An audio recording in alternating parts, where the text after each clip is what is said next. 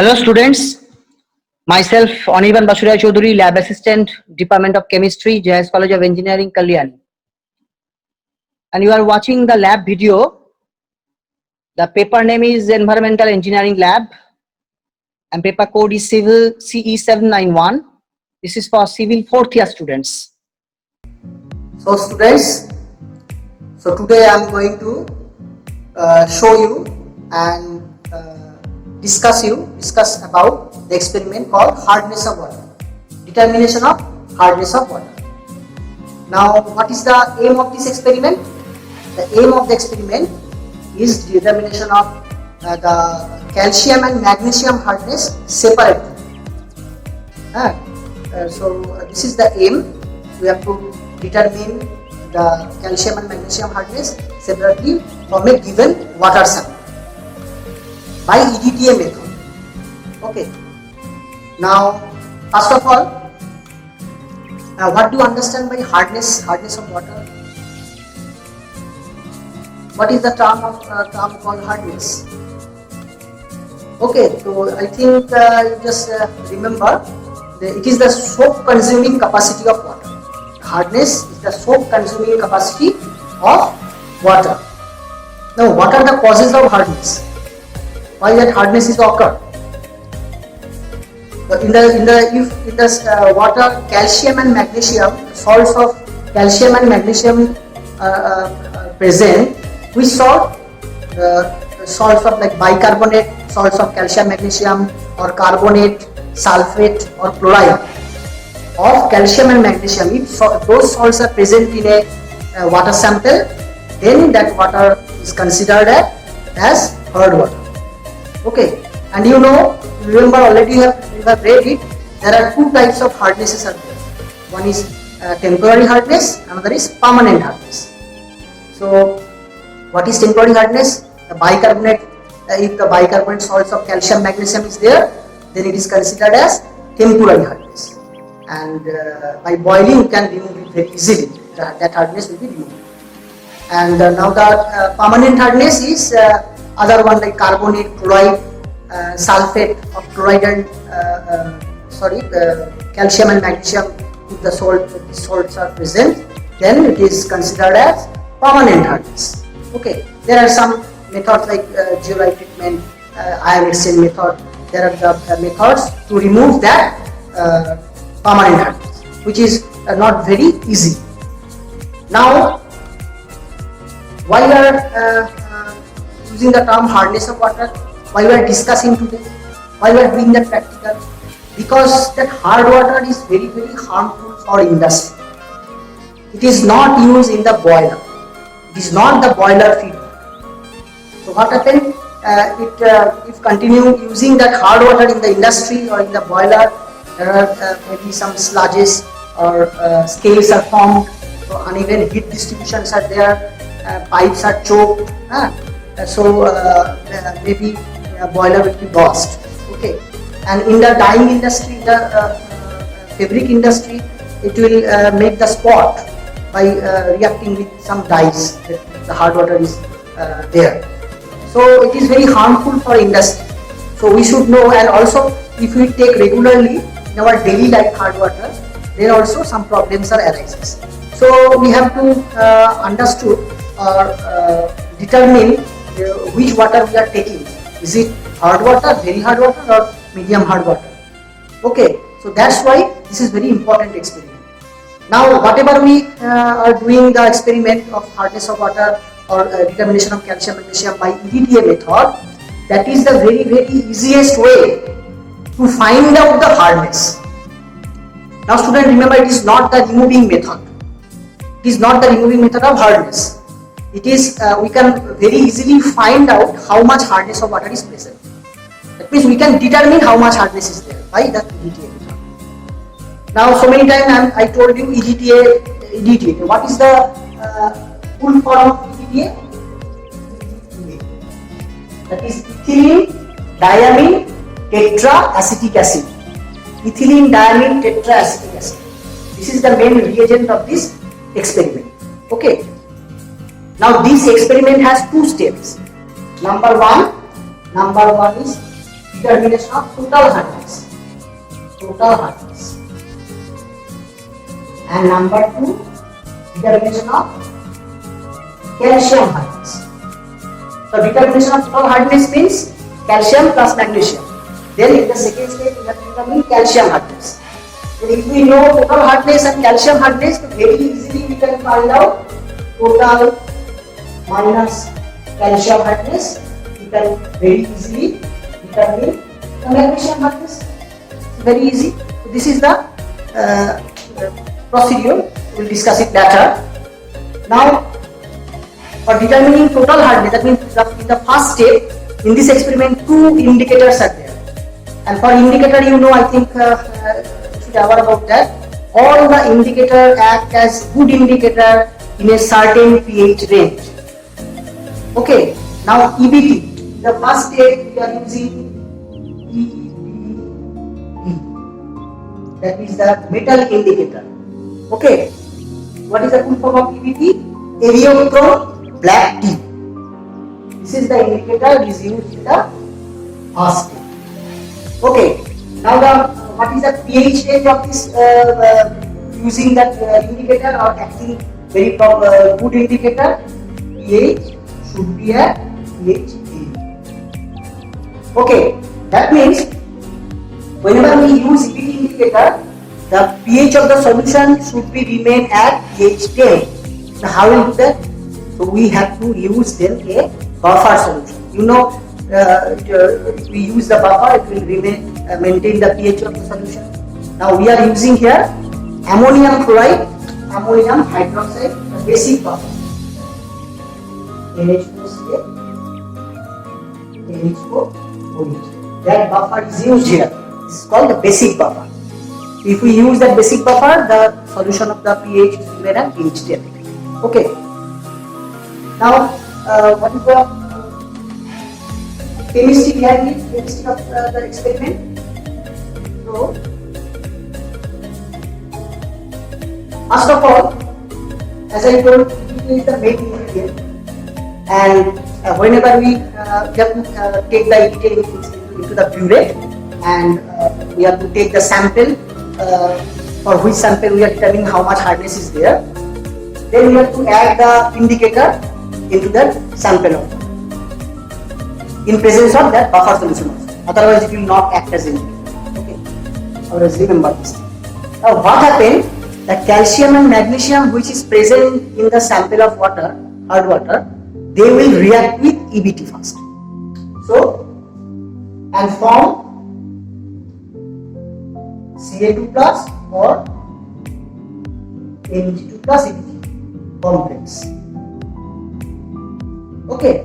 So first that calcium or magnesium EBT, magnesium ion which is present in the sample of water, they will react with EBT, Eriochrome black tea indicator, and form a complex, unstable complex. This is a unstable complex.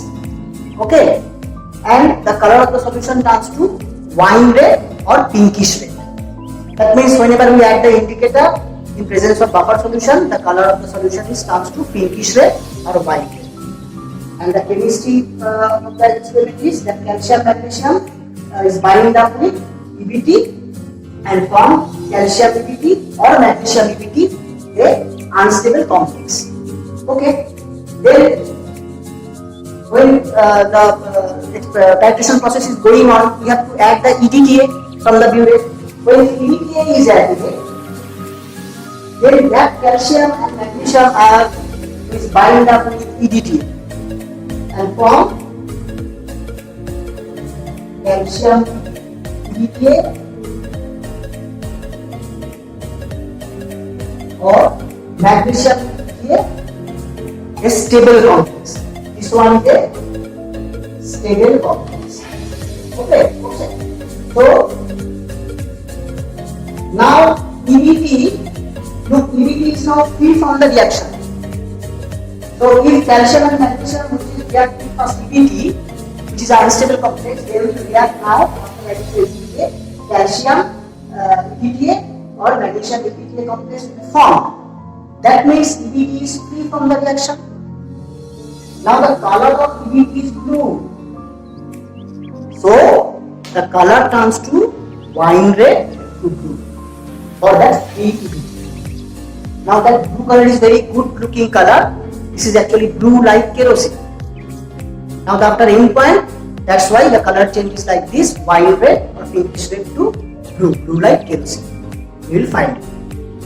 Okay, so this is the first step, determination of total hardness.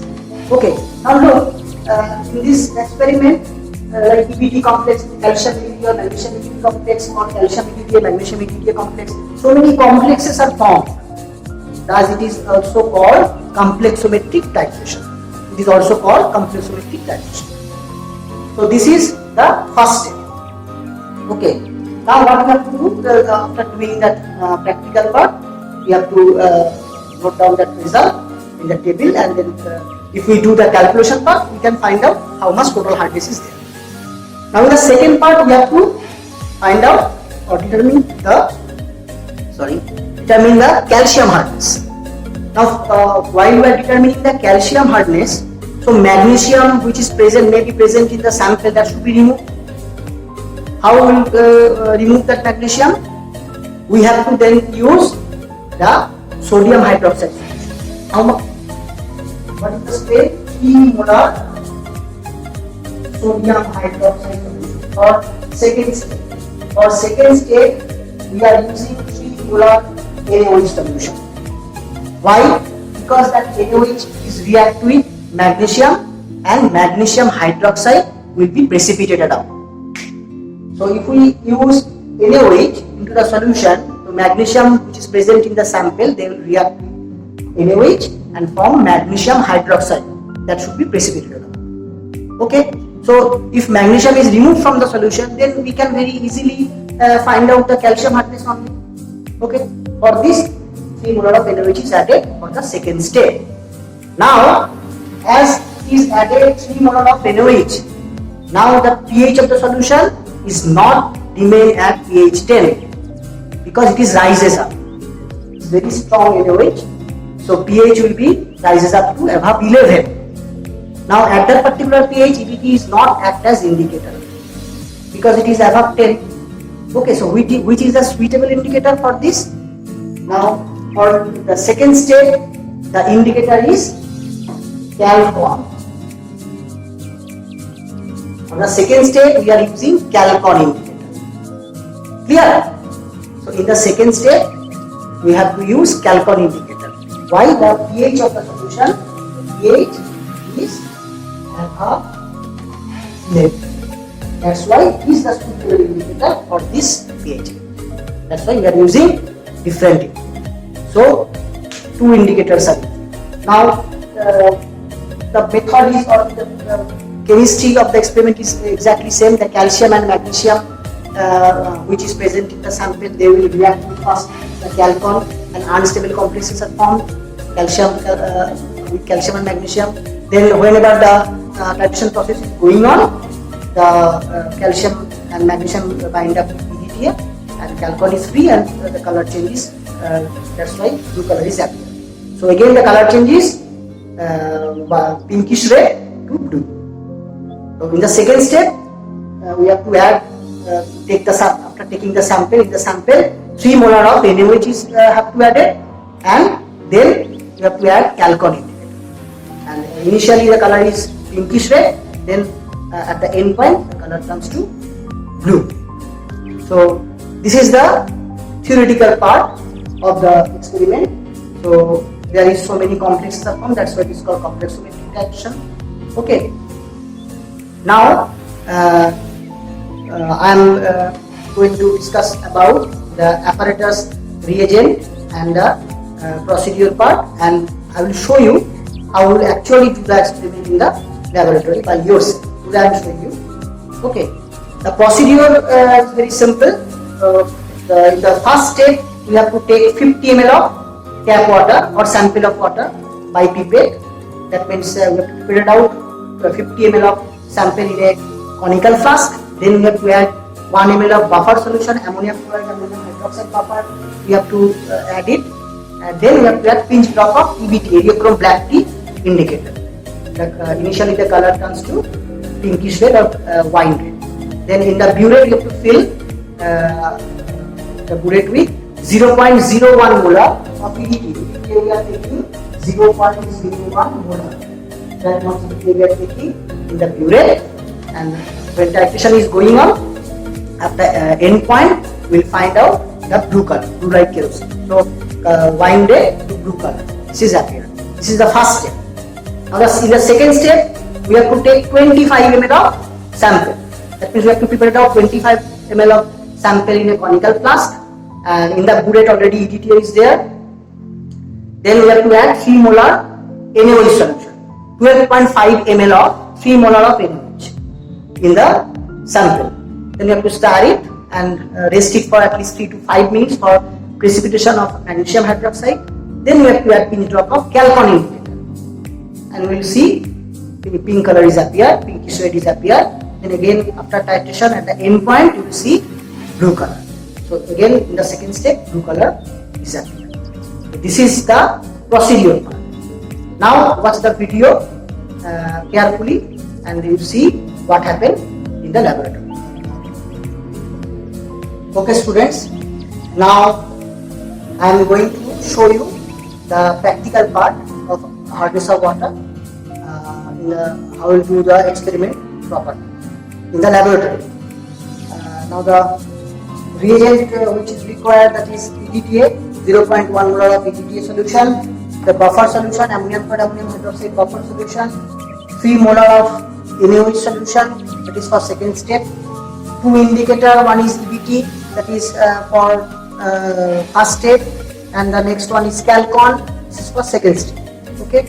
Now wash bottle, 1 pipette, 25 ml of pipette, 1 burette,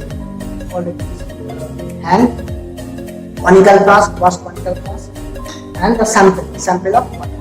Okay. Now, so first of all we have to fill up the burette with EDTA solution, 0.01 molar.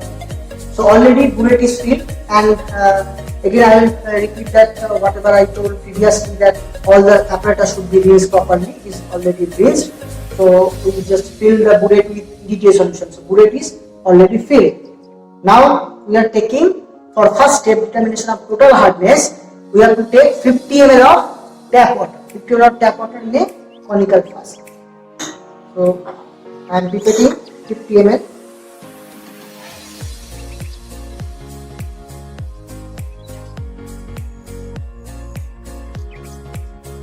Now make up the volume like this, transfer it into the conical flask, never blow the pipette while pipetting. Okay, just you touch the tip at the end of the conical flask.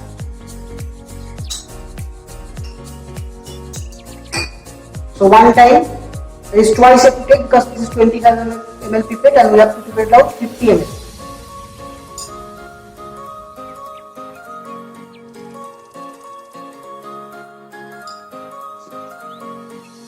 Pick up the volume.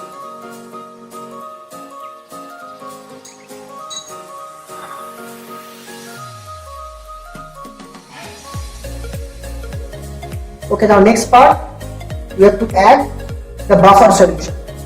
Ammonium chloride, ammonium hydroxide buffer, 1 ml, so that we can use the indicator called EBT. So that is the buffer solution. We have to add 1 ml. So 1 ml of buffer there.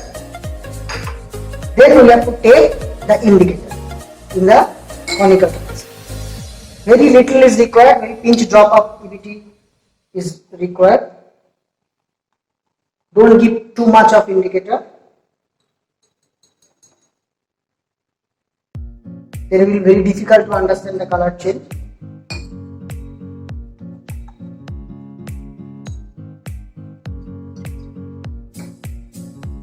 Okay, now the color turns to, look, the color turns to pinkish red. You see the color? Pinkish red or wine red. Okay. Now I am going to start the titration. So while you are starting the titration, you have to check the initial reading initially and note down it in a rough copy. Then you have to start the titration, and in one drop color should be changed. What is the color change? That should be that pinkish red to blue like kerosene. Okay. And drop by drop you have to add some butyrate, and you have to start the conical flask.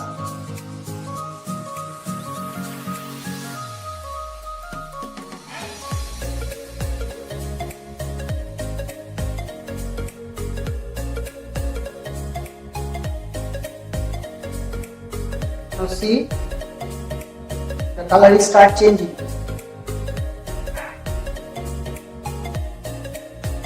In one drop, that color should be transferred into blue color, blue like this.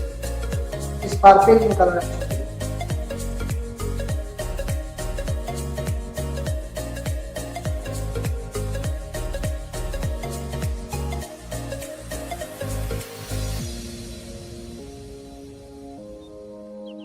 Okay, now this is the color. Look. Blue like kerosene. Okay, so you understand. Now you note down the final reading, and final minus initial will get the consumed value. Now you have to repeat that experiment twice. That means 3 observations you have to take for the first step. Okay, and note down in the table in your copy. Okay, now for the second step you have to take one conical again,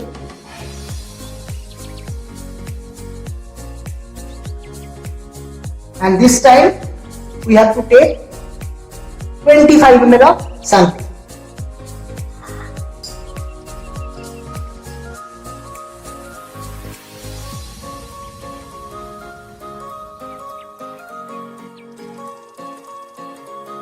That means you have to prepare it once.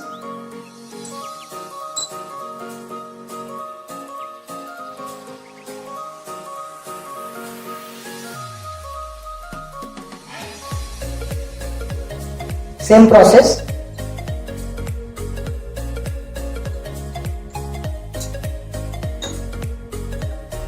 Now, in the theory part, I told you that you have to remove the magnesium from that solution. You are taking 25 ml of the sample.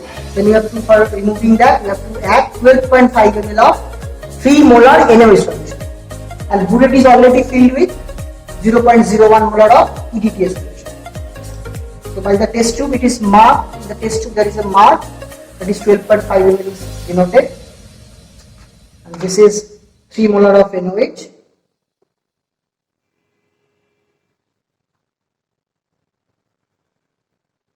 So you have to add to the conical flask, and you have to stay for at least 3 to 5 minutes. Stir it and keep it for precipitation, magnesium hydroxide precipitation. Okay. Then after 3 or 5 minutes, you have to add the indicator, that is Calcon. This time Calcon is the indicator. Already it is discussed that the pH level is now is not in pH 10, it is rises up to above 11. So Calcon is the suitable indicator. So again add a pinch drop of indicator. You see the color.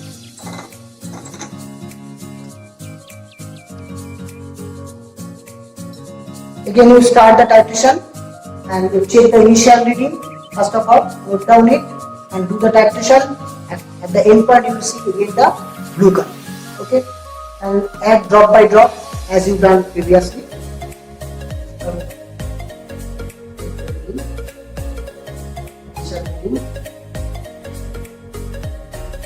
And add drop by drop. And start the conical. Continuously have to start the conical.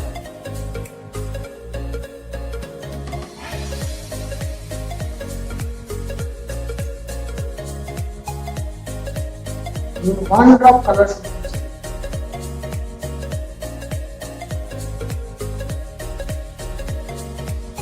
Okay. Now it is changed to blue color. See, blue color is appeared. Now what you have to do, again you note down that final reading. So final minus initial, you will get your consumed volume, how much calcium is there, you can determine that number. And you have to take 3 observation, that means you have to repeat that experiment twice. 3 observation you have to write down for the second step also. It is for calcium hardness. You complete the table and then calculation is done. Okay, so this is all about the practical part. Then we will discuss the result and calculation, and also how to determine the calcium and magnesium hardness separately. Okay students, now the last part, that is the result and calculation.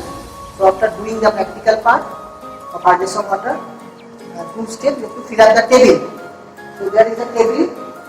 I will show you one example.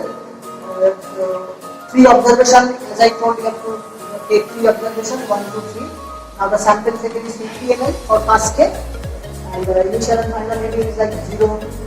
Initial reading 12.5 is coming, suppose is coming for final reading. So final minus initial will get the consumed volume of PET, that is 12.5. Now the second observation, third observation is written here. Now the concordant, next one is concordant reading. So you know concordant reading is 2 consecutive reading, the same reading you have to put it there.